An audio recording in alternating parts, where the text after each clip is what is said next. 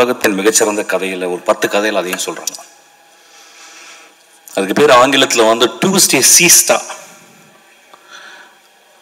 அதாவது ஒரு செவ்வாய்க்கிழமையினுடைய மதிய தூக்கம் அப்படின்ற ஒரு கதை. வந்து ஒரு தாயும் அவருடைய குட்டி குழந்தை, ஒரு 6 வயசு 7 வயசு குழந்தை ஒரு ஊருக்கு போகிறாங்க. அந்த ஊரில் போயிட்டு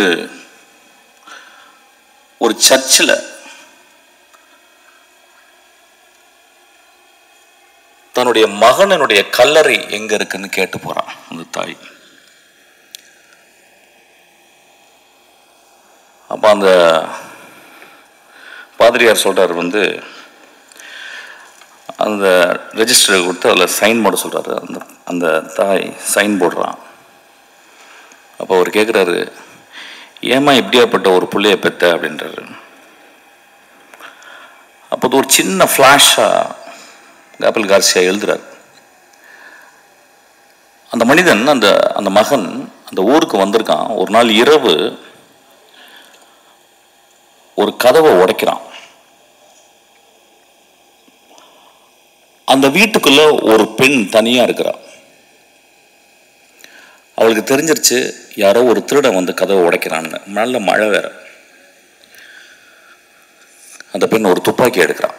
அந்த துப்பாக்கி எப்படின்னா வந்து ஒரு 100 வருடங்கள், ஒரு 50 வருடங்கள் யூஸ் பண்ணாத ஒரு துப்பாக்கி. யாரோ தாத்தாவோ யாரோ உள்ள வச்சிருக்காங்க, அது மட்டும் தெரியுது. சின்ன வயசுல இருந்து பார்த்துருக்கேன். அந்த துப்பாக்கி தொட்டதே கிடையாது. துப்பாக்கி கண்டா பயங்கர பயம்.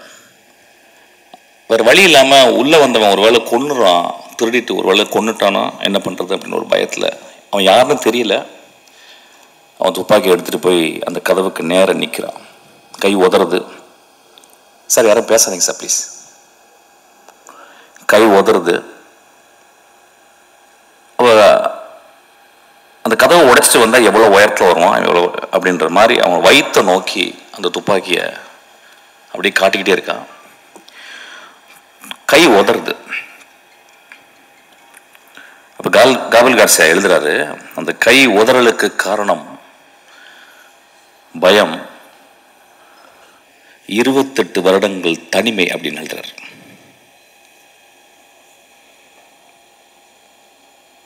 அதுக்கப்புறம் அவங்க கையெழுத்து போடும்போது அந்த கேள்வி கேட்குறேன், இந்த மாதிரி பிள்ளை ஏன்பா பெத்தன்னு கேட்கும்போது தாய் சொல்கிறான், என் பிள்ளை ரொம்ப நல்ல பிள்ளைன்றான். நண்பர்களே, ஒரு பெரிய கேள்வி வரும், திருடனை பெற்ற தாய் எப்படி நல்ல பிள்ளைன்னு சொல்றா அப்படின்றது நீங்கள் அந்த கதையை படிக்கணும். ஒருவேளை தாய்க்கு எல்லா குழந்தைகளும் நல்ல குழந்தைகள் தான் நினைக்கிறேன். இந்த சமூகம் நிறைய குழந்தைகளை நிறைய தாய்கள் பெற்கிறாங்க. எல்லா தாய்களுக்கும் தன் மகன் அல்லது அந்த ஆண் நல்லவனாகவே இருக்கிறான். கை உதறலுக்கு காரணம் தன்னை கொலை செய்து விட போகிறான் ஒருவன் அப்படின்ற பயம். அதுக்கப்புறம் 28 வருட தனிமை அப்படின்றார். அது ஏன் அந்த இடத்துல எழுதுனான்னு தெரியல. அந்த மாதிரி ஒரு தனிமையான பெண் தான் இந்த கொட்டுக்காளி.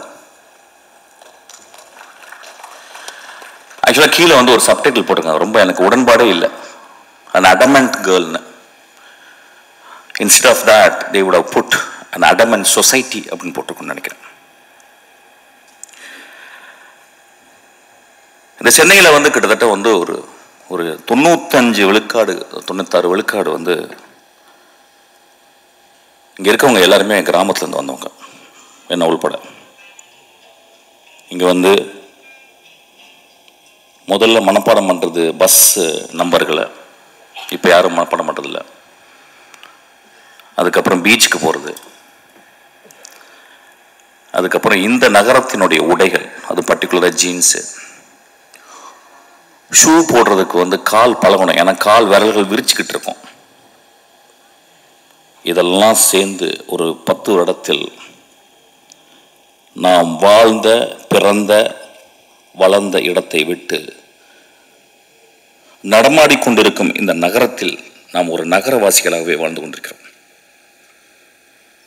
இங்கே வந்து வேற வேற ஜாதிகள் மறக்கப்படுகிறது, மதங்கள் மறக்கப்படுகிறது, நம்மளுடைய குற்றங்கள் மறக்கப்படுகிறது, நம்ம நல்லதெல்லாம் மறக்கப்படுகிறது. இங்கே பக்கத்தில் இருக்கவன் வந்து ஒரு நெய்பர் தான், ஒரு அண்டை வீட்டுக்காரன் தான். இங்கே யார் தாய் தந்தையா யாருமே பழகிறது கிடையாது. ஒரு கிராமம் அழிக்கப்படுகிறது. ஏதோ ஒருவன் அந்த கிராமத்திலிருந்து வெளியே வராமையே இருந்து கொண்டு இந்த கிராமத்தின் மூலம் இந்த உலகத்தை பார்க்கும் ஒரு தகுதி படைத்தவனாக, ஒரு மகா கலைஞனாகவே இருக்கிறான்.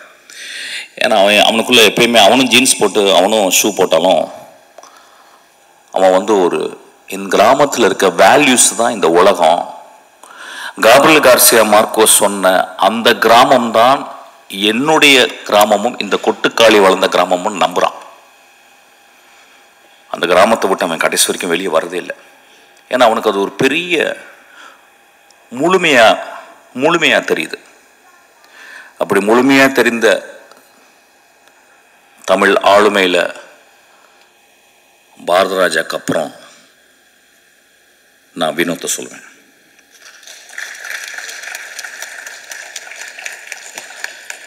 ஒரு திரைப்படம் எதுக்காக எடுக்கப்படுது அப்படின்னா, நிறைய பேர் என் அசிஸ்டன்ட்ட கேட்பேன், எதுக்குடா எனக்கு தெரிஞ்சு 250 அசிஸ்டன்ட் என்னை மட்டும் போயிருக்காங்க.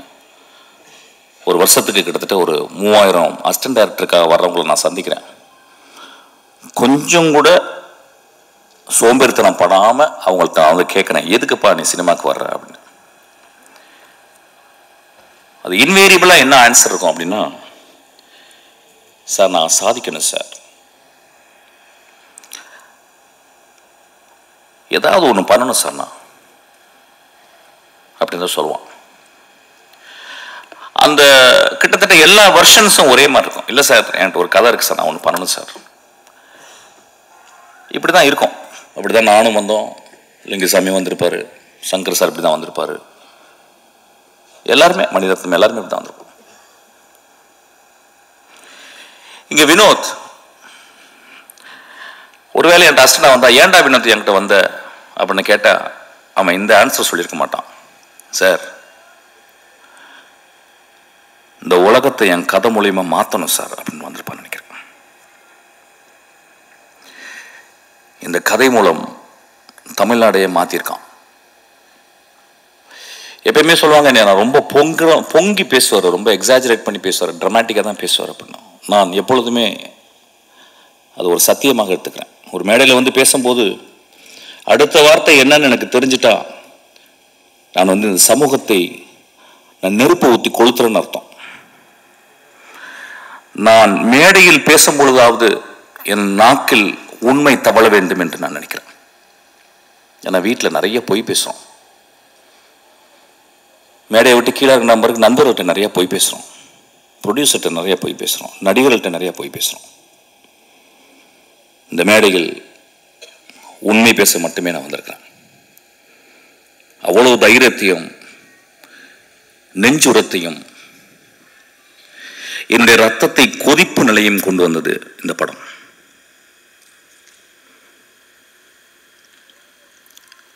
இந்த படம் வந்து நிறைய படம் வரும்போதெல்லாம் நான் நிறைய பேசியிருக்கேன். ஃபார் எக்ஸாம்பிள் வழக்கு எண்ணை வந்து பேசும்போது இதே மேடையில் நான் வந்து ரொம்ப பயங்கரமாக பேசினேன்னா ரொம்ப கோபமாக பேசினேன். சமூகத்தையே நான் வந்து என்ன இப்படி பண்ணுறீங்க அப்படின்னு பேசினேன். அப்போ அன்றைக்கி வந்து நிறைய இதே மேடையிலால் என்னை கேலி செய்கிறாங்க, நான் பார்த்துருக்கேன். ஏன்னா ஒரு பாலசக்திவேல் எப்படியாப்பட்ட டைரக்டர்னு எனக்கு தெரியும், நிறைய பேருக்கு லிங்குசாமிக்கு தெரியும். ஒரு 3 படத்தை எடுத்துகிட்டு அந்த படம் ரிலீஸ் ஆகலன்னு உட்காந்துருக்கான் ஒரு கலைஞன், மகா கலைஞன். அவன் எப்படியாப்பட்ட கலைஞன்றது ரொம்ப பக்கத்தில் சேர்ந்தவங்களுக்கு, அவன் படங்களை நேசித்து பார்த்தவங்களுக்கு மட்டும்தான் தெரியும்.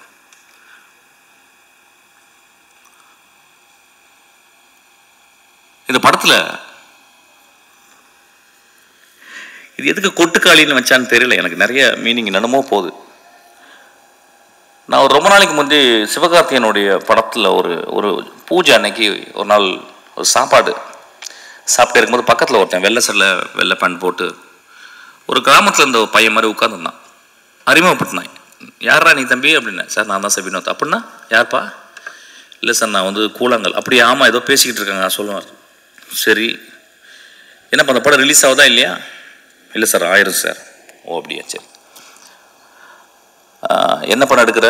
அடுத்து என்ன பண்ண போகிறேன்? இல்லை சார் நான் ஆரம்பிச்சிட்டேன் சார். நான் சொல்கிறேன் கொஞ்சம் மெதுவாக எடுப்பான்னு வாயை எடுக்கிறேன். கொஞ்சம் மெதுவாக இல்லை சார் நான் படம் ஆரம்பிச்சிட்டேன். நான் அப்படியே யாருப்பா மியூசிக்கு பாருங்கள், எவ்வளோ ஒரு ப்ரோக்ராம்டு வே ஆஃப் ஆஸ்கிங் ஒரு சேட்டிங் வித் அனதர் டைரக்டர். நான் கேட்குறேன், யாரா மியூசிக்கு அப்படின்னு. அப்போ சொன்னால் யாருமே மியூசிக் இல்லை சார். எனக்கு பயங்கர கோவம் வந்துருச்சு. பெரிய மயிர் மாதிரி பேசுகிறான். நான் முறைச்சேன். அப்புறம் நான் வந்துட்டு வீட்டு ஆஃபீஸ்க்கு வந்தோடனே அசிஸ்டன்ட்ஸ் கூப்பிட்டேன். இதே இது மாதிரி ஒருத்தனை பார்த்துட்டேன், ஒரு பொறுக்கி பையன் கருப்பாக இருந்தான், ஒரு மாதிரி இருந்தான், பெரிய மாதிரி என்கிட்ட வந்து நான் யாரா மியூசிக்குன்னு கேட்குறேன். அவன் சொல்கிறான் யாருமே இல்லை சார் அப்படின்றான். அப்படிலாம் எடுத்துடாதீங்கடா அப்படின்னு நான் ஏதோ நல்லது சொல்கிற மாதிரி என் அசிஸ்டன்ட்ஸ்க்கு சொன்னேன். இந்த படத்தை பார்க்கும்போது தான் தெரிஞ்சுது என்னை வினோத் செருப்பு கழட்டி அடிச்சிருக்காங்க. நல்ல டைட்டில் கிடைச்சிருச்சு ஆக்சுவலி. இன்னைக்கு அவன் நிஜமாகவே என்னை செருப்பு கழட்டி அடித்தான். நான் எல்லாரையும் செருப்பு கழட்டி அடிச்சோன்னா என்னை வெளியே போய் பயங்கரமாக திட்ட ஆரம்பிச்சாங்க டைரக்டர்ஸ்லாம். அது எப்படி பேசலாம், நாமளும் படம் தானே எடுத்துருக்கணும், அதனால நான் மட்டும் இதை எடுத்துக்கிறேன். என்னை மட்டும் வினோத் செருப்பை கழட்டி அடித்தான். இந்த விழாவுக்கு வரும்போது நான் காலையில் மனசு பேசினேன். ஏன்னா இப்போ நான் 2 படம் பார்த்துட்டேன். ஒன்று மாரியுடைய வாழை பார்த்துட்டேன். அது ஒரு வாரம் பைத்தியமாக இருந்து, அன்றைக்கி நைட் ஃபுல்லாக பைத்தியமாக இருந்து ஃபுல்லாக எழுதி அசிஸ்டன்ட் டேரக்டர்லாம் தூங்காமல் உட்காந்து ஒரு 3 பேஜில் ஒரு லெட்டர் எழுதி வரும் எனக்கு நல்ல. இப்போ அதுக்கு முடிச்சு அந்த பைத்தியம் முடியும்னு தீர்றதுக்குள்ளேயும் இந்த பைத்தியம், இது பைத்தியம் இல்லை, இது பேயே பிடிச்சிச்சு எனக்கு.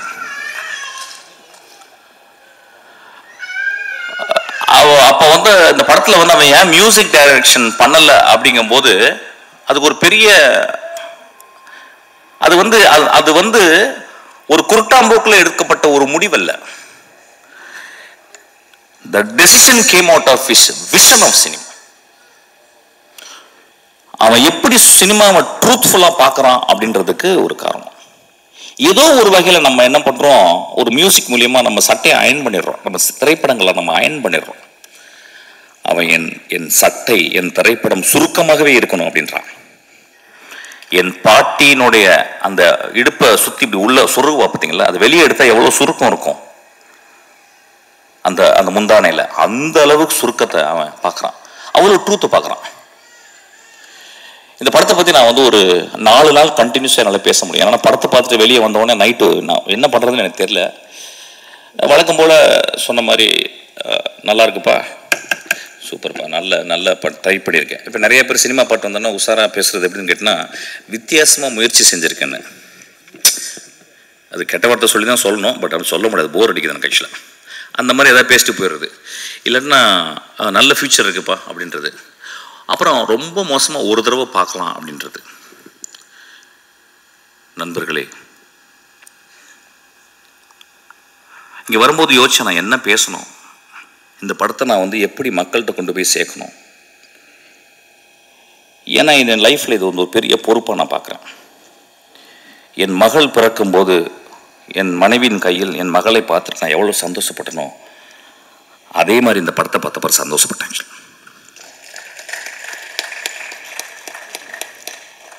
இந்த படத்தை பற்றி மக்கள்கிட்ட கொண்டு போய் சேர்க்கறதுக்கு என்னென்னா, நிறைய பல்ட்டி குட்டிக்காரனெல்லாம் அடிச்சாச்சு. யூஸ்வலாக நான் நிறைய பேசியிருக்கேன். இந்த படம் மக்கள் வந்து எல்லாரும் பார்க்கணும்னா நான் அவுத்து போட்டு கூட நிற்கிறதுக்கு தயாராக இருக்கீங்க இந்த இடத்துல. ஏன்னா அப்படி தான் உரைக்கும். கை தட்டலாமே கொஞ்சம். ஒரு குத்து டான்ஸு, நேக்கட் டான்ஸ் இங்கே ஆடலான் இருக்கு, இந்த படத்தை பாருங்க அப்படின்னு. நான் நேக்கட் டான்ஸ் ஆடி நீங்கள் பார்த்தீங்கன்னா என்ன ஆவீங்க, அதை எக்ஸ்ட்ரா போஸ்ட் பண்ணி நீங்கள் அப்போ அந்த படத்தை போய் பாருங்கன்னு சொல்லலாம். இந்த கொடுமை எப்படின்னு கேட்டிங்கன்னா, இந்த தமிழ் சமூகத்தில் வந்து அது இந்திய சமூகத்தில் வந்து ஒரு நல்ல படத்தை பார்க்குறக்கு, நல்ல படம்னா எப்படின்னா ரொம்ப ஃபிலாசபிக்கலான கொஸ்டின் அது. ஆமாம், நான் 2 நிமிஷம்லாம் பேசலாமா, 1 மணி தான் பேசுகிறேன் தயவுசெய்து. இடக்கு முடுக்க அதை பேசினா பிரச்சனை ஆயிரும் உனக்கு. ஓகே, நல்ல படம் அப்படின்னாவே நம்ம நண்பர்கள், நம்ம ரசிகர்கள், நம்ம ரொம்ப நேசத்துக்குரிய நம்மளுடைய ரசிகர்கள் என்ன சொல்லிடுறாங்க வந்து, ஓகே புரிஞ்சிருச்சு, அதாவது வந்து பாலாசக்திவேலு, மிஷ்கின், ராமு, வெற்றி மாணவிகள் நல்ல படம் சொல்லிட்டா கொஞ்சம் பார்த்தே போவோம் அப்படின்ற மாதிரி கொஞ்சம் யோசிச்சு போவோம். நான் சினிமா பார்க்க வர்றதே அவுத்து போட்டு ஆடுறதை பார்க்கறதுக்கு தான். சினிமாவுக்கு நிறைய பேருக்கு ஆடுறது, அதாவது இன்னும் என்கிட்ட பேசுகிறாங்க, அந்த சார் அந்த குத்துப்பாட்டு ஒன்று போட்டிங்களே சார், அது மாதிரி இன்னொன்று போடுங்க சார். நான் என்ன போட தான் செய்ய முடியும் ஆக்சுவலாக. நண்பர்களே, ஒரு மார்க்கெட்டுக்கு போகிறோம், ஒரு குழந்தைய கூட்டிகிட்டு, ஒரு பெண் குழந்தைய கூட்டிகிட்டு ஒரு கத்திரிக்காய் எடுக்கிறோம். எங்கள் அம்மா சின்ன வயசில் எனக்கு கத்திரிக்காவை எப்படி வாங்குவது அப்படின்னு சொல்லி கொடுத்துருக்காங்க. ஒரு சவுச்சவை எப்படி பார்த்து வாங்கணும்னு சொல்லி கொடுத்துருக்காங்க. ஒரு பழத்தை வந்து தட்டி பார்த்து, அந்த பழம் தட்டி பார்த்து பழுத்திருக்கான்னு பார்த்து வாங்க சொல்லியிருக்காங்க. ஆனால் நம்ம சமூகத்தில் ஒரு கலைப்படைப்பை மட்டும் வெகுஜன சினிமாவாகவே மட்டுமே பார்க்க பழகிருச்சு. இன்னைக்கு 16 வயதுல எடுத்த ஓடுமானே டவுட் வந்துருச்சு. என் ஆதங்கத்தை இங்கே கொட்டி தீர்க்கவில்லை. இந்த படத்தை நான் மக்கள்கிட்ட கொண்டு போய் எப்படி சேர்க்கறதுன்னு யோசிச்சுக்கிட்டே இருக்கேன். இப்போ இந்த நகரத்தில் இருக்கவங்க எல்லாருமே நினச்சிக்கிறாங்க நம்ம எல்லாமே சிட்டி பேஸ்டு. அதை சொல்றாங்க, இது கிராமத்து கதை. ஐயா, இது என் தாயின் கருவறை ஐயா. இந்த படம் என் மகளின் யோனி ஐயா. இந்த படம் வாழசக்தி சொன்னா, இந்த மாதிரி படமே பார்த்தது இல்லைன்னு. இந்த மாதிரி படத்தை பார்க்கவே போறது இல்லையா? இந்த மாதிரி படத்தை நான் பார்க்கவே போறதில்லை. இந்த படத்துக்கு முன்னாடி நான் என் படைப்புகள், என்னுடைய சினிமா அப்படின்றத நான் கீழே குனிஞ்சு அவன் காலை முத்தமிடுவேன். அந்த அளவுக்கு அந்த படத்தை பண்ணியிருக்கான். உங்களுக்கு ப்ரூவ் பண்ணுன்னா வினோத்தை கூட்டிங்க நின்று அவன் காலை முத்தமிடுறேன். நான் இளையராஜா காலை முத்தமிட்டிருக்கேன். நான் இளையராஜா காலை என்றைக்குமே தொட்டு கும்பிட்டதில்லை. நான் உதட்ட கொண்டு போய் தொடுவேன். ஆக்சுவலாக 2வது மனிதனாக இளையராஜாக்கு அப்புறம் அவன் கால்களை நான் முத்தமிடுவேன். ஆக்சுவலி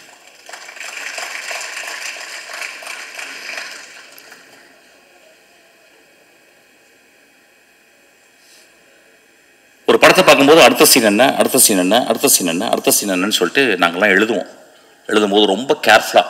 நான் இப்போ கூட வரும்போது என் தம்பிகிட்ட பேசிக்கினேன். ஒரு படம் வந்து நல்ல கதையாக இருக்கணும், என்டர்டெய்னிங்காக இருக்கணும், இப்போ 3வது தேவைப்படுது எக்ஸைட்டிங்காக இருக்கணும்னு சொல்லிட்டு. இந்த 3மே இந்த படத்தில் இருக்கு. என்ன ஒன்று, நீங்கள் பார்க்குறது உங்கள் பார்வையை வேற மாதிரி வச்சு பார்க்கணும். எனக்கு தெரிஞ்சு இந்த ரீசெண்ட் டேஸில் இந்த கதைகளில் நான் வந்து இப்போ 2 கதைகள் வந்து நான் இந்த 10 வருடத்தில் திரைக்கதையில் படித்தது எக்ஸ்ட்ரானரி ஸ்டோரிஸ்ன்னு சொல்லுவேன். ஒன்று 3 பில்பர்ட்ஸு, இன்னொன்று கெட் அவுட், ஜோர்டான் பீல்டு. அதுக்கப்புறம் இந்த கதையை சொல்லுவேன். ஏன்னா அது 3மே எப்படின்னா, ஒன்று வந்து பிளாக் ஹாரர், இன்னும் வந்து ஒரு பெண்ணினுடைய தவிப்பு, தன் மகளை பறி கொடுத்துட்டு ஒரு பெண்ணுடைய தவிப்பு. இந்த படத்தில் ஒரு குடும்பம் ஒரு பெண்ணை வச்சுக்கிட்டு தவிக்கிறாங்க. அவ்வளவு சிறந்த மனிதர்கள் அந்த குடும்பத்தில் இருக்கவங்க. அந்த குடும்பம் பார்க்கும்போது, படம் பார்க்கும்போது அவங்க கெட்டவங்க மாதிரி தெரியும். எனக்கு ரொம்ப அந்த பெண்ணோட அந்த குடும்பம் ரொம்ப நல்லதாக தெரிஞ்சுது. வினோத் இந்த கேரக்டருக்கு வந்து வேற யாராவது பண்ணியிருந்தா நல்லா இருக்காதோ, நடிச்சிருவாங்களோங்கிறதுக்காக தன்னுடைய அக்காவையும் தன்னுடைய பெரியம்மா பொண்ணு தங்கச்சிகளாம் நடிக்க வச்சிருக்கான். இந்த படத்தில் வந்து 2 காட்சிகள் நான் சொல்லுவேன். பாலாஜி பாதி கதை சொல்லிட்டேன். ஆக்சுவலாக நான் சொல்ல மாட்டேன். உன்னை அதுக்கு அடிக்கணும். டே பாலாஜி, பாதி கதையை சொல்லிட்டேன். நீ ஆக்சுவலாக நான் சொல்ல மாட்டேன். இந்த படத்தில் வந்து ஒரு சேவல் நடிச்சிருக்கு. அதான் முதல்ல பார்த்துருப்பீங்க. சேவல் நடிச்சிருக்குன்னு சொல்கிறத விட அந்த சேவலை அவன் வந்து கேப்சர் பண்ணியிருக்கான். முதல் ஷாட்டாக நீங்கள் போட்டிருக்கான், நீங்கள் பார்க்கணும். ஆக்சுவலாக இந்த படம் சினிமாவை எப்படி பார்ப்பது, நாம் என்ன சினிமா பார்த்துக்கிட்டு இருக்கோம், அதாவது மொமெண்ட்ஸ்ன்னு சொல்லுவாங்க. சினிமாவில் வந்து மொமெண்ட்ஸ்ன்னு சொல்லுவாங்க. எனக்கு தெரிஞ்ச இந்த 27 வருடத்தில் 2 மொமெண்ட் தான் நான் கிரியேட் பண்ணியிருக்கேன். ஒரு மொமெண்ட் வந்து வெட்டி போட்டவன் இடத்துல வந்து ஒரு கிழவி வந்து பூ போடுறான். 2வது மொமெண்ட் வந்து தன் மகள் இறந்து போன பிறகு அப்பாவினுடைய சிகரெட்டை வந்து குடிக்கக்கூடாதுன்னு கஷ்டப்படுறான். இந்த 2 மொமெண்ட் 27 வருஷத்தில் இந்த படத்துல 60 சீனுமே 60 மொமெண்டா பண்ணியிருக்கான். இந்த படத்தில் வந்து இயற்கையை அவன் யூஸ் பண்ணது, மனிதர்களுக்கு முன்னால் இயற்கையை அவன் யூஸ் பண்ணது. ஒருவேளை நான் பேசுறது போர் அடிச்சாலும் அடிக்கலாம், பட் பரவாயில்ல, ஏதாவது பேசுகிறேன். ஏன்னா கொஞ்ச நேரம் பேசுறதுக்கு கேட்கறதுக்கு போயிடுச்சு. மச்சான் நெக்ஸ்ட் சீன் என்னன்னு போயிருது. ஆக்சுவலாக நண்பர்களே,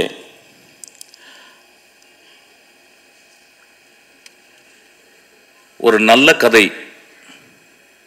ஒரு நல்ல கதாசிரியர் தோற்கப்படவில்லை, சமூகத்தால் கொலை செய்யப்படுகிறான். ஒரு நல்ல கதையும் ஒரு நல்ல கதாசிரியன் அவ்வளவு பேரன்போட ஒரு சமூகத்துக்கு இந்த கதையை எழுதுனா பீச்சில் ஒரு பங்களா, மிக வசதியான காரு, அதுக்கப்புறம் 100 வருஷத்துக்கு வந்து சொத்து அப்படின்னு இல்லாம இந்த கதை பண்ணா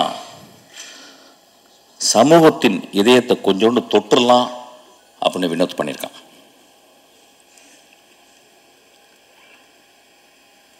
இந்த படத்தை வந்து பத்திரிகைக்காரங்க எல்லா படங்களுடைய திறப்பு வாசல்களை திறந்து வைக்கிறது பத்திரிக்கையாளர் தான். வந்து படம் வந்து பார்ப்பாங்க. பார்த்துட்டு எனக்கு தெரிஞ்சு எல்லா நல்ல படங்களையும் அவங்க வந்து ஆறத்தழுவி முத்தம் கொடுத்துருக்காங்க. இந்த படத்துக்காக வினோத்துக்கு இந்த பத்திரிகையாளர்கள் கோயில் கட்டணும்னு நான் கேட்குறேன்.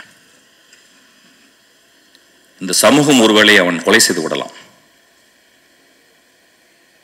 அந்த கொலையிலிருந்து தப்பிக்க வச்சது சிவகார்த்திகேயன். சிவகார்த்திகேயன் ஒரு லீடிங் ஆக்டர், கடுமையான உழைப்பாளி. சிவகார்த்திகேயனால இந்த படத்தில் நடிக்க முடியாது. ஏன்னா ஒரு மிகப்பெரிய ரசிகர்கள் கூட்டம் வந்துருச்சு. ரசிகர்களை சந்தோஷப்படுத்துவது ஒரு பெரிய கடமையாச்சு. ஆனால் அந்த குழந்தை, அந்த பையன், நான் மிகச்சிறந்த படைப்பு பண்ணணும்னு ஆசைப்பட்டு கூழாங்கல்ல பார்த்தவொடனே, தம்பி இந்த படத்தை நான் தான் பண்ணுவேன்னு சொல்லியிருக்கான். அதுக்காக அந்த தம்பிக்கு ஒரு கோயில் கட்டணும். சிவகார்த்திகேயனுக்கு ஒரு குழந்தை பிறந்திருக்கு, சிவகார்த்திகேயனுக்கு இன்னொரு குழந்தையும் பிறந்திருக்கு. அதுதான் கொட்டுக்காளி. இந்த படத்தில் நடித்தவர்கள், அந்த அனா பென் ஒருத்தர் நடிச்சிருக்கா தெரியல. தமிழில் இருக்க பெண்ணுங்கள்லாம் இப்பெல்லாம் நடிக்கவே வரதில்லை நல்ல படங்களுக்கு. சார் எனக்கு 2 பாட்டு இருக்கா, 3 டான்ஸ் இருக்கா, தௌபா தௌபா தௌபான்னு அப்படின்னு ஏதாவது டான்ஸ் ஸ்டெப்பு, ஹூக் ஸ்டெப்பு வைக்கிறதுக்கு இருக்கான்னு பார்ப்பாங்க. அப்போ தமிழில் பொம்பளைங்களே கிடையாது. அப்போ இங்கேருந்து போயிட்டு பஸ் ஏறி போயிட்டு ஆனபெல்னு ஒரு சிறுக்கியை பிடிச்சிட்டு வந்திருக்கான். ஆக்சுவலாக ஒரு பேய் அரக்கி. அவ எத்தனை வார்த்தை பேசியிருக்கான்னா 1.5 வார்த்தை பேசியிருக்கான்னு நினைக்கிறேன். ஒரு பாட்டு வர பாடிட்டா அதுக்கு அடி, ஒரே அடி சூரிய போட்டு ஒரு மணி நேரம் அடி என்ன அடிக்கிறான் போட்டவள. இந்த சமூகம் அப்படித்தானே இருக்கு. ஒரு பெண் பாடக்கூடாதுல்ல. ஒரு எக்ஸ்ட்ரானரி பெர்ஃபார்மன்ஸ். அநேகமாக இந்த வருஷத்தினுடைய நேஷனல் அவார்டு அந்த குழந்தைக்கு கிடைக்கணும்னு நான் வந்து ஆசீர்வாதம் பண்றேன். அதுக்கப்புறம் சூரியனுடைய எவல்யூஷன் கேரக்டர் ஆர்க். நான் சினிமாவில் தான் கேரக்டர் ஆர்க் பார்த்துருக்கேன். ஒரு கதையின் கதாநாயகன் ஃபஸ்ட்டு சீனில் வந்து மோசமாக இருப்பான், கடைசி சீனில் ஒரு பெரிய மகானாக இருப்பான்.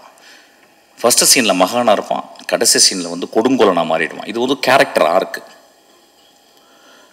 இது சினிமாவில் தான், கதைகளில் தான் நடக்கும். நிஜ வாழ்க்கையிலே சூரிக்கு நடந்திருக்கு. ஒரு கமெடியனாக உருவாகி இன்னைக்கு ஒரு உலகம் போற்றும் ஒரு நடிகனாக மாறியிருக்கான். நான் அன்னைக்கு நைட்டு இரவு உட்காந்து பேசினேன். என்னடா மகனே நீ இப்படி, எங்கடா உனக்கு ஏதாவது அருள்கிருள் வந்துருச்சா, இல்லை காதல ஏதாவது உனக்கு ஏதாவது ஒரு அசரீரி கேட்டுச்சா, உன் வாழ்க்கையில இப்படியாப்பட்ட முடிவுகள் எடுத்து இப்படி நீ வேகமா அப்படியே வெற்றிமாறன், அப்படியே கருடன், அப்படியே ராம். இன்னைக்கு ஒரு எக்ஸ்ட்ரானரி, எனக்கு தெரிஞ்சு இன்னைக்கு தமிழ் சினிமாவின் மிக முக்கியமான 2 நடிகர்கள் நான் சொல்லுவேன். வந்து விஜய் சேதுபதியும் சூரியன் நான் சொல்லுவேன். ஆக்சுவலாக நான் விஜய் சேதுபதி ஒர்க் பண்ணேன், 67 நாட்கள் ஒர்க் பண்ணேன். ஒரு நாள் கூட எங்கள் 2 பேருக்கு ஒரு சின்ன உராய்வு கூட ஏற்படல. அந்த குழந்தை அவ்வளவு கண்ணியமாக, அவ்வளவு மேன்மையாக நேசித்து நேசித்து ஒரு கேரக்டர் நடிச்சிருக்கான் இந்த படத்தில் சூரிய. அதே மாதிரி தான் எனக்கு தெரிஞ்சு இந்த படத்தில் சூரிய தவிர வேற யாராவது நினைச்சு கூட பார்க்க முடியாது. சூரிய ஒரு இடத்துல மூத்திரம் நடிச்சிருக்கான், நடிக்கவே முடியாது, இந்த மாதிரி வாழ்ந்திருக்கான். அதுக்கு வினோத் அந்த கேமராவை பக்கத்தில் எட்டு போறான். அப்படியே அவன் மூத்திரம் அடிக்கிறதுக்கு போய் பக்கத்தில் போயிட்டு நான் பயந்துட்டேன், கீழே கீழே கேமரா டில் டவுன் பண்ணிட போறான்னு பார்க்க ஆசையை வருது, டில் டவுன் பண்ணி பார்க்கலாம் அப்படின்னு சொல்லிட்டு. ஆனா அப்படியே மேலே வச்சு அதுக்கப்புறம் சூரிய திரும்பி பார்க்குறான். மனிதர்களே என்ன பெர்ஃபார்மன்ஸ், என்ன எவ்வளவு நம்பிக்கை அந்த கேமரா மேலே. முதல் சீனை வந்து அவன் கிட்டத்தட்ட ஒரு 4 நிமிஷம் கேமரா எட்டு போயிட்டு ஒரு அம்மா குளிச்சுட்டு அதை தலையில் தண்ணியை தொளிச்சுட்டு தன் மகள் இப்படி பண்ணிட்டாலே, மகள் இப்படி பண்ணிட்டேன்னு அவள் கோயிலுக்கு போகிறத வந்து ஒரு extreme long shot. I think இந்தியாவில் ஒரு லாங்கஸ்ட் ஷாட்டாக கூட இருக்குன்னு நினைக்கிறேன். அங்கே எடுக்கும் போதே அவன் அதோடைய கான்ஃபிடென்ட் சொல்கிறான், நான் என்ன மாதிரி படம் பண்ண போகிறேன், என்ன மாதிரி படத்தை நீங்கள் பார்க்க போகிறேங்கன்றது அவன் பிச் பண்ணுறான். இந்த படத்தை பற்றி இன்னொரு தருணத்தில் நிறைய பேசலாம். ஏன்னா இங்கே வந்து மொத்தமே 4 டேரக்டர்ஸ் தான் வந்திருக்கோம். நான் வந்து ரொம்ப நேரம் டைம் எடுத்துக்கூடாது, நிறைய பேசுவேன், என்னால் பேச முடியும். So Soori has given an extraordinary. அதாவது இந்த படத்துக்கு அப்புறம் சூரியை நம்ம எப்படி பார்க்கலாம்னா ஒரு இந்தியாவின் ஒரு மிகச்சிறந்த ஆக்டரை நம்ம பார்க்கலாம். அது ஏன் சொல்றேன்னா அந்த அளவுக்கு அந்த கேரக்டர் அவன் மண்ணில இருந்து அந்த வெறுங்காலில் இருந்து நான் பார்த்தேன். சூரிய செருப்பு போட்டுக்கான, செருப்பு போடாம அவன் அப்படியே அதுக்குள்ளே அதான் சொன்னாங்க. ஏதோ அந்த டீட்டெயில் வந்து கால் அதை வந்து சூரிய சொன்னதான் நல்லது, சூரிய சொன்னதான் தான் அது நல்லா இருக்கும். ஆக்சுவலி எப்படி அதை நடித்தான் அந்த குரலுக்காக. நான் அந்த கழுத்தில் இது பண்ணிட்டு பார்க்கும்போது நான் ஒரு இடத்துல ஒத்து பார்த்தேன், இந்த இடத்துல கழுத்து நரம்பு வந்து புடைக்குது. ஸோ நடிக்கலை அந்த இடத்துல. He took so much of sincere and truthfulness to exhibit something extraordinary. கேள்விப்பட்டேன் வந்து கூழாங்கல் பார்த்த உடனே சூரி விரட்டி போயிருக்கான். ராம் என்கிட்ட சொன்னான். ஆனால் கிட்டத்தட்ட டெய்லி 2 தடவை ஃபோன் பண்ணி, ராமண்ணா கொஞ்சம் வினோட்ட சொல்லுங்க, அடுத்த படம் எந்த படமாக இருந்தாலும் அதில் ஒரு சின்ன கேரக்டராக நடிக்கிறேன்னு. அதுக்காக சூரிக்கு நம்மெல்லாம் கிளாப் பண்ணுவோம். அதாவது ஒரு கலைஞன் இன்னொரு கலைஞனை தேடி ஒரு சீனாவும் நான் நடிக்கணும்னு சொன்னா பாருங்க, அவன் ஒரு பெரிய மேதை தான். அவன் பெரிய மேதை தான் அவன். நண்பர்களே, இந்த படத்தை பற்றி நான் நிறைய சொல்ல முடியும். ஆனால் I am not very sure how far I can talk. ஒரு மிகப்பெரிய அனுபவம் இந்த படம் வந்து. ஒவ்வொரு குடும்பமும் போய் பாருங்க. அதாவது மோசமான படங்களை சில படங்களை நம்ம பார்க்குறோம், மோசமான காட்சிகளை நம்ம குழந்தைகளுக்கு கொண்டு போய் காட்டுறோம். மோசமான படங்களை இந்த இளைஞர்கள் போய் பார்க்குறாங்க. அதெல்லாம் பார்க்கலாம், தப்பு கிடையாது. அது வந்து ஒரு ஆர்ட், வந்து போர்னோகிராஃபியும் ஒரு ஆர்ட் தான். அது யாரால எடுக்கப்படுறதுன்ற பொறுத்து. ஆனால் இந்த படம் இந்த தமிழ் சமுதாயத்தை, எனக்கு தெரிஞ்சு இதை விட ஒரு பொலிட்டிக்கலான படம் தமிழில் வந்திருக்கான்னு எனக்கு தெரியல. இதை விட ஒரு பொலிட்டிக்கலான படம் அந்த ஏரியா நான் பேச வேணான்னு யோசிக்கிறேன். ஏன்னா இங்கே பொலிட்டிக்கல் படம்ன்றது வந்து வேற வேற கருத்துக்களோட உலாவுது. ஆனால் ரொம்ப அமைதியாக ஒரு பொலிட்டிக்கல் படத்தை, மோஸ்ட் பவர்ஃபுல் பொலிட்டிக்கல் ஃபிலிமை வினோத் அசால்ட்டாக எடுத்திருக்கான். நண்பர்களே, நான் மீண்டும் கேட்குறேன், இந்த படத்தை நீங்கள் எல்லாரும் பார்க்கணும். பத்திரிக்கையாளர் இந்த படத்தை பற்றி மேன்மையை எழுதணும். இந்த பத்திரிக்கையாளர்களுடைய மனசாட்சி நான் சொல்லுவேன். இந்த படத்தை நான் தேவராஜெல்லாம் நான் பார்த்தேன். 25 வருடம் நான் பார்க்குறேன் தேவராஜன். சினிமாக்காகவே வாழ்ந்து ஒரு கலைஞனாக, அதாவது ஒரு பத்திரிகையாளனாக இல்லாமல் ஒரு கலைஞனாகவே வாழ்ந்துருக்கேன். இப்போ நான் என் தம்பியை பார்த்தேன். அவன் வந்து எனக்கு குழந்தை வந்துருச்சன்னா அப்படின்னு சொன்னான். உங்களுக்கெல்லாம் பெரிய தர்மம் இருக்குது இந்த படத்தை பற்றி. இந்த படத்தை பற்றி நான் என்ன சொல்கிறேன், நான் சேலஞ்ச் பண்ணுறேன். இந்த படத்தை பற்றி ஏதாவது ஒரு நெகட்டிவ் பேசுங்க. இந்த படத்தை கொண்டு போய் சேர்க்க வேண்டியது உங்கள் கடமை. ஐயா, இது வந்து உங்கள் தாய் மடி. ஐயா, இந்த மடியை நீங்கள் தான் பத்திரமா பார்த்துக்கணும். நான் ரசிகர்கள், சினிமாவை நேசிக்கும் ரசிகர்கள் ஒவ்வொரு தடவையும் சினிமா ரசிகர்களால், அந்த தாயுள்ளம் கொண்ட ரசிகர்களால் கண்டுபிடிக்கப்பட்ட மகா ஆளுமைகள் தான் பாரதராஜா. அங்கீகாரம் பட்டு நீங்க தொட்டில் போட்டு தாளாட்டி இன்னைக்கு இவ்வளவு பெரிய ஆளா இருக்கிறாங்க. அந்த மாதிரி தங்கத்தில் ஒரு தொட்டில் கட்ட வேண்டிய என் குழந்தை வினோத். கடைசி விவசாயி பார்த்துட்டு நான் அவ்வளவு கஷ்டப்பட்டேன். தியேட்டரில் 4 பேர் தான் இருந்தாங்க. ஒரு மகா உன்னதமான படைப்பு அது. அதுக்கு கேட்டால் என்ன சொல்றாங்க, ஏன் சார் ஃபாஸ்டா இல்லைன்றாங்க. ஐயா அப்படி அவர் அந்த பாடியை குளிப்பாட்டும் போது நான் பார்த்தேன், அப்படி கையெல்லாம் சோம்பி போயிருந்துச்சு. அப்படியே அந்த குளிக்கல வைக்கும்போது நான் அப்படியே பார்த்துக்கிட்டே இருந்தேன். அந்த மண்ணை அள்ளி போடும்போது அந்த வாய்க்குள்ள தான் போச்சு. என்னை முத்தம் கொடுத்த, என்னை பார்த்து எப்பொழுதும் புன்னகை புரிந்த அந்த வாய்க்குள்ள அந்த மண்ணு போனதை நான் பார்த்தேன். நான் பார்த்த உலகத்தில் என் வாழ்நாளும் மிக முக்கியமான ஷாட்டாக அதை நான் பார்க்குறேன். நான் சொல்றது கொஞ்சம் கூட வெக்கப்படல. அந்த மாதிரி ஒரு 600 ஷாட்டு, 600 ஷாட்டில் மொத்தமே 150 ஷாட் இருக்கும். உண்மையும் தெய்வத்தன்மையும் தாய்மையும் கொண்ட படம் தான் அந்த படம். தயவு செய்து கைவிட்டுறாதீங்க. சும்மாவது போய் பாருங்க. ஒரு சிகரெட் ஒரு சிகரெட் பாக்கெட் எவ்வளோப்பா? சிகரெட் பாக்கெட் இன்னைக்கு கிங்ஸு தெரியாது, நீ அடிக்க மாட்டியா? நீ மனுஷனே கிடையாது. யார் எவ்வளோ ஒரு சிகரெட் பாக்கெட்டு? 200 rupeesங்க ஒரு சிகரெட் பாக்கெட்டு. ஒரு சிகரெட் பாக்கெட்டில் 20 சிகரெட் இருக்கா? 10 இருக்கு. 10 நாள் போச்சுன்னு அர்த்தம் உங்களுக்கு. 10 சிகரெட் கொடுத்தா 10 நாள் போச்சு. நான் சிகரெட் நிப்பாட்டிட்டேன். இப்ப 10 நாள் ஜாஸ்தி ஆயிடுச்சு. இப்ப ஒரு குவார்டர் அது 150 ரூபாயிலிருந்து 200 ரூபாய். அது ஒரு வருஷம் போச்சு.